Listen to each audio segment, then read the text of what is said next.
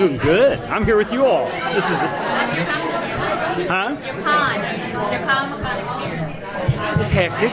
It's been nonstop, but it's been that good kind where, you know, everyone's willing to shake my hand and talk to me. And trust me, my own hometown, it's, yeah, see ya. You know, that, no, it works out good. I'm very, well, if I owe money, then they say that. But no, it's all good. It's been a great time. So what are your thoughts on the direction that this season has been taking? And did you ever imagine Wynonna Earp as a mother when you were writing the comics? No. You know, there's a lot of, are you surprised? And a lot of my answers are, yes, I am. And no, I'm not, because Emily has done it.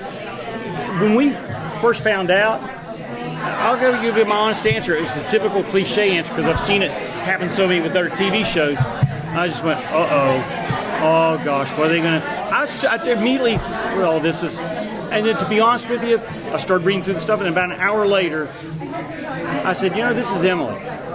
This isn't your usual cliche showrunner and writer. And sure enough, when Melanie told Emily and the cast and everybody else that she's pregnant, not one said, oh my gosh, my job's in Denver, oh, this is the end of the season. None. Emily was, great, I've got a plan for this. We're behind you. And the cast, which, I'd say cast, but to be actual, it's family. When the family heard that, they were like a real family. This is great. We're going to run with this. This is wonderful. And that right there just makes me so proud.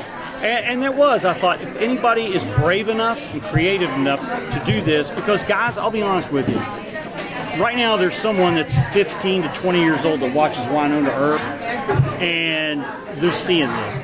In 10, 15, 20 years, whatever, they're going to be a producer, a director, a writer in some form, and someone at a table like this is going to ask them, well, what inspired you? What made you do something that's so creative? And at that point, they're going to go, well, there was this show called Wynonna Earp, and the second season they made the lead. She was pregnant and she did this, and that's what's going to happen. I honestly believe that. And Emily, of course, is, you know, Emily's brash and she's fun and she's out there, but she's modest, and she's probably one of the most gracious people, other than Tim Razan, and he makes me say that I've ever met. I mean, creatively, she has given me more respect than I ever deserved for doing a comic. I mean, she took two things, the only two things I asked when this was all happening. I said, please make the character and the characters likable. And I said, don't lose the humor. I said, those are the things that I created Wynonna Earp that I want.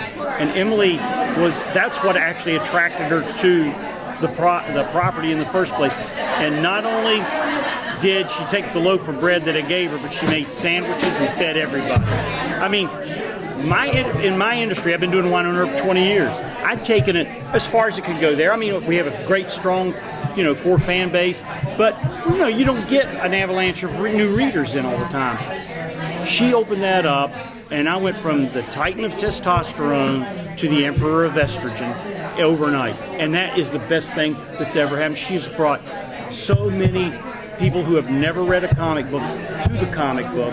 And you know, as the old saying goes, you always remember your first. Well, all these people are remembering their first comic book, and I get to be that, and that's huge. I mean, to me, that gets the tear ducts swollen up.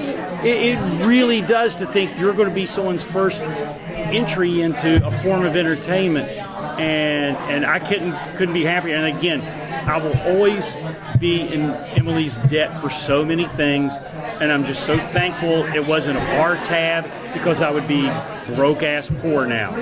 That, I mean, she is just, I mean, the cast is a family, and Emily is the sister that I always wish, you know, I had. No, nothing against the sister I do have. Trust me. I mean, I may have called her dumb as a rock once, but no, nothing against her. But she is the younger sister. And in my case, everyone's younger, so it works out that way. But I appreciate that. Do you get to collaborate on some of the direction or kind of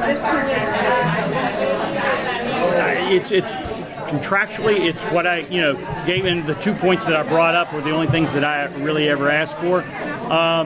They are constant. Emily is very respectful, and she takes things that will work. It's like in the current comic book, there's a character named Valdez that I created.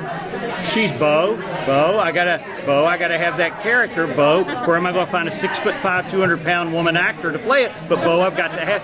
So it's wonderful. She takes, and it's free to take any ideas, anything from the comics, and elaborate and make them better. And you'll notice in issue 8, there's a character named Smitty who looks a lot like somebody we know. And so if you can't own your own likeness, and I'm just hoping maybe Emily could make me a likable character, you know, that kind of a thing. So you never know.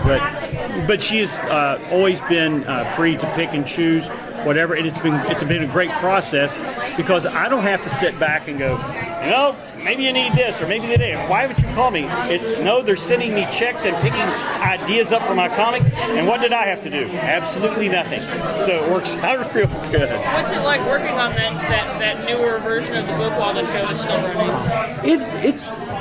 It's been like an injection of B12 on a couple things. I've got to play with Emily's ideas and Emily's characters like Waverly, Hot, Dolls. I've got to play with them with that same freedom that she has with mine, and create new characters. And then I've got to write with Melanie, and I've got to write with Tim, and they both brought something totally different to the table. Tim loves comics. There was no hand holding. He stepped right in. It was like he was writing comics for all of his life. Melanie, different story. She'd never written anything, especially comics. I don't think she'd really even read too many except for mine. And I found myself sitting at the computer waiting for her parts of the scripts to come in.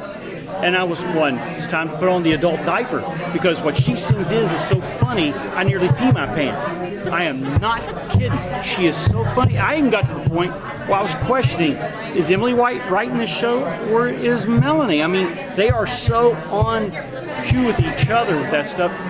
Melanie's stuff is really funny. You let her loose, it's going to be R-rated, but it's going to be funny. Oh my gosh. Is there anybody else from the show that you want to get in there on the co-writer list or on the? I'm going to try to be as gracious as Emily is, and anybody in the cast that thinks they can bring something to the table, I'll be there to work with them, and there's nothing to worry about. I always tell everybody else, if you feel like you're screwed up or you're this isn't right, I'm your safety net. We'll take care of it. This will be fun, because it brings those characters to a whole thing where I've got an unlimited budget. When they go to hell in mine, it's not just a little fire thing. It can be an explosion. So it's fun. It's a good time. And they're pointing at me again. Oh, gosh. Well, guys, thank you very much. I really appreciate it. Hopefully